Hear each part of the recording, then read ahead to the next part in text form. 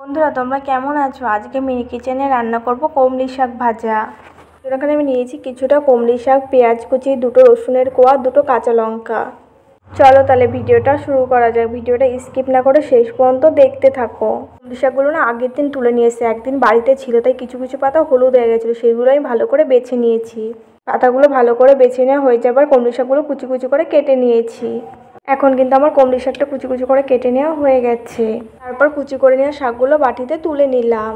শাকগুলো তুলে নেওয়া হয়ে যাওয়ার পর যে দুটো কোয়া রসুন রেখেছিলাম সেই রসুন দুটো ভালো করে ছাড়িয়ে নিলাম। শাকের ভেতরে কিন্তু রসুন পেঁয়াজটা একটু বেশি করে দিলে খেতে বেশি ভালো লাগে। কিন্তু রসুনটা ছাড়িয়ে নেওয়া হয়ে গেছে, টিরেটা ভালো করে পরিষ্কার করে নিলাম। লঙ্কা দুটো আর রসুনের কোয়াগুলো খুব ভালো করে ধুয়ে নিলাম।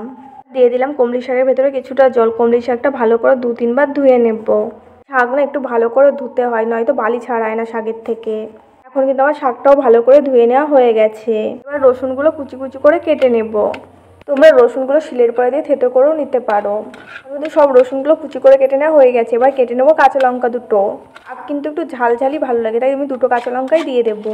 এখন কিন্তু আমার কাঁচা লঙ্কাটাও কুচি করে নেওয়া হয়ে গেছে, বাটিতে ঢেলে নিলাম। এবার উনুনটা ধরিয়ে উনুনের পরে বসিয়ে দিলাম কড়াই। আমার না ভিডিওটা অন করতে মনে ছিল না, তার আগে আমি কড়াইতে তেল দিয়ে দিয়েছিলাম, তোমাদের আর দেখানো হয়নি। আমি তেল দিয়ে কড়াইটা নামিয়েই আবার তোমাদের উনুনের পরে দিয়ে দেখালাম। কিছুক্ষণ পর দেখো কড়াইয়ের তেলটা কিন্তু গরম হয়ে গেছে। আমি কড়াইয়ের তেলের ভেতরে দিয়ে দিলাম কুচি করা রসুন আর কাঁচা লঙ্কা। রসুন আর কাঁচা লঙ্কা দেওয়া হয়ে যাবার খুন্তিতে একটু ভালো করে নাড়াচাড়া করে দিলাম।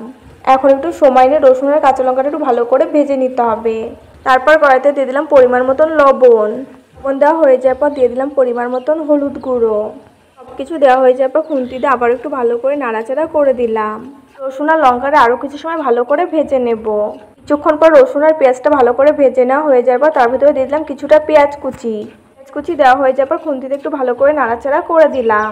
এখন কিন্তু পেঁয়াজটাও কিছুক্ষণ ভালো করে ভেজে নিতে হবে। তোমরা কে কে কমলি শাক খেতে পছন্দ করো অবশ্যই কমেন্ট করে আমাকে জানিও।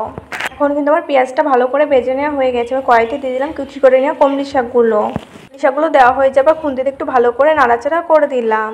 বন্ধুরা তোমরা যদি এখন আমার চ্যানেলটা সাবস্ক্রাইব না করে থাকো অবশ্যই মনে করে আমার চ্যানেলটা সাবস্ক্রাইব করে দিও।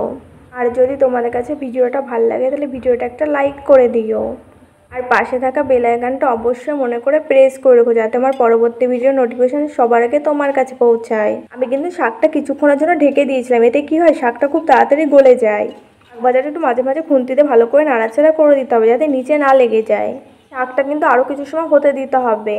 জানো তো কমলি শাকের তরকারিও খাওয়া যায়, তোমাদের অন্য কোনো একদিন ভিডিও করে দেখাবো। সকালবেলা গরম ভাত আর শাক ভাজা এটা হলেই হয়ে যায়। এখন কিন্তু আমার কমলি শাকটা ভেজে নেওয়া কমপ্লিট, এখন শুধু খাওয়ার পালা। আমি শাক ভাজাটা সুন্দর করে বাটিতে তুলে নিলাম। তোমাদের কাছে আজকে মিনি কিচেনে শাক ভাজাটা কেমন লেগেছে অবশ্যই কমেন্ট করে কিন্তু আমায় জানাতে ভুলবে না। আর তোমাদের কাছে যদি ভিডিওটা ভালো লাগে তাহলে ভিডিওটা একটা লাইক করে দিও। তোমরা পাশে থাকলে আমি আরও ভালো ভালো রান্নার ভিডিও করে তোমাদের দেখাবো। এই শাক ভাজাটা কিন্তু খেতে হয়েছিল খুব টেস্টি।